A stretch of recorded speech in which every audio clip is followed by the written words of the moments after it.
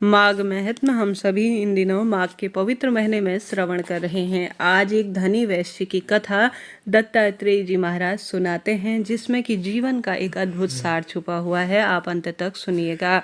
श्रोताजनों को मेरा श्री शिवाय नमस्तुभ्यम, हर हर महादेव, जय माता दी। आप सभी कैसे हैं यह बताने के लिए कमेंट्स में राधे राधे लिखना ना भूलें। आरंभ करते हैं। जैसा कि माघ महीने की सुंदर कथा के अनुसार, महत्म के अनुसार छठे अध्याय में वर्णित है। धनी वैश्य के स्वरूप में दत्तात्रेय जी कहने लगे, अब मैं तुम्हें एक पूर्वकालीन इतिहास कहता हूँ। राजा पहले ही इस सतयुग में नैषद नगर में कुबेर के समान धनी हेम कुंडल नामक एक वैश्य था। वह कुलीन सत्कर्म वाला देवता ब्राह्मण, वह अग्नि की पूजा करने वाला था। वह खेती तथा विशेषकर खरीद बिक्री का व्यापार करता था। वह गाय, घोड़े, भैंस आदि पशुओं के पालन में तन्नील रहता था।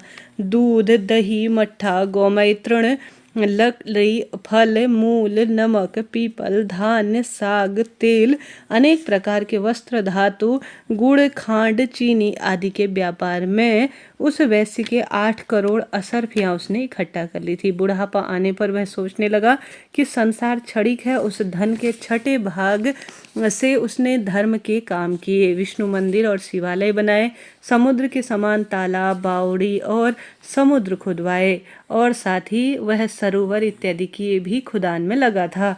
बेर, पीपल, आम, कंकोट और जामुन, नीम आदि के जंगल तथा पुष्प वाटिका उसने लगवाए। सुंदर उदय, वह सूर्य समान अपने आप में सूर्य उदय से लेकर सूर्य अस्त तक वह दान पुण्य में ही लगा रहता था। नगर के बाहर चारों ओर उसने सुंदर प्याऊ लगवाए। हे राजेंद्र, पुराणों में जो दान पुण्य प्रसिद्ध है वह नित्य कर्म से किया करता था।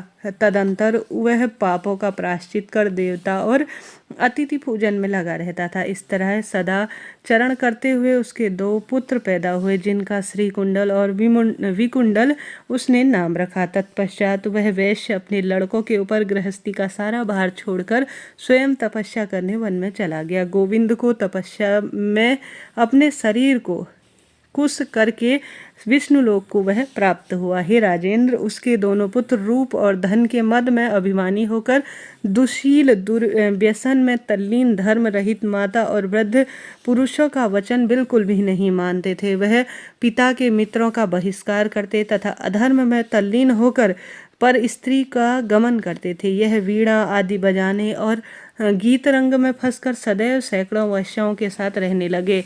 खुशामदी, ज्वारी, पहलवान तथा धूर्तों की संगत में रहते, अच्छे वस्त्र पहनकर कस्तूरी का तिलक लगाए, फूल माला और मोती का हार धारण किए हुए थे। ये दोनों हाथी, घोड़ा, रथ आदि पर चढ़कर पिता के धन को नष्ट करते थे। वह प्रतिदिन भोग में लीन होकर अपने सुंदर घर में रहते थे। इन दोनों के कुपुत्रों में धन को खर्च किया उसने न तो सतपार्क बनाए, न कोई जो है सतपात्रों में अपना समय दिया, और न ही ब्राह्मणों के मुख में हवन किया तथा न ही भगवान विष्णु की पूजा की। वह ब्राह्मणों के मुख से यज्ञ हवन के साथ साथ कोई भी सत्कर्म करना नहीं चाहते थे। इस प्रकार थोड़े ही दिनों में उनका सब धन नष्ट हो गया। फिर वह दुखी और परम दरिद्र हो गए। वह भूख और प्यास से दुखी होकर शोक में पड़ गए। तब उनके पास भोजन का भी कोई साधन नहीं था। उनके सगे संबंधी, भाईजन, सेवक, उपजीवी इत्यादि सभी धन की कमी से एक एक करके इनका साथ छोड़कर पीछे हट गए और नगर में इनकी बुराइयां होने लगी। हे राजेंद्र, तब इन दोनों ने नगर में चोरी करना आरंभ किया और राजा तथा लोक के भय से, सबके ऋण से दुखी होकर नगर छोड़कर यह दोनों वन में रहने लगे। वहां पर मूर्ख, तीक्ष्ण बाणों से पक्षियों, पशुओं, हिरन रहित मृग, खरगोशक, सल्लक, गोधा आदि हिंसक पशुओं को मारते थे और बड़े पहलवान भीलों के साथ सदैव शिकार किया करते थे। इस प्रकार मांस का ही वह भोजन और पूर्ण रूप से वह गलत कार्यों में लगे रहते थे। यह पापी एक समय पर्वत पर गए। हे राजन, उनमें से बड़े को तो शेर ने खा लिया और छोटे को सांप ने डस लिया। इस प्रकार एक ही दिन में दोनों मर गए। जब यमदूत इनको यमलोक में लेने आए तो वहां जाकर कहा कि हे महाराज आज्ञा दीजिए, इन दोनों पापियों को अब हम क्या करें। इस तरह से यह 6ठे अध्याय में वर्णन मिलता है। 7वां अध्याय अब 7वें दिन श्रवण करेंगे। आप सभी जानते होंगे गलत काम का गलत नतीजा कहा जाता है।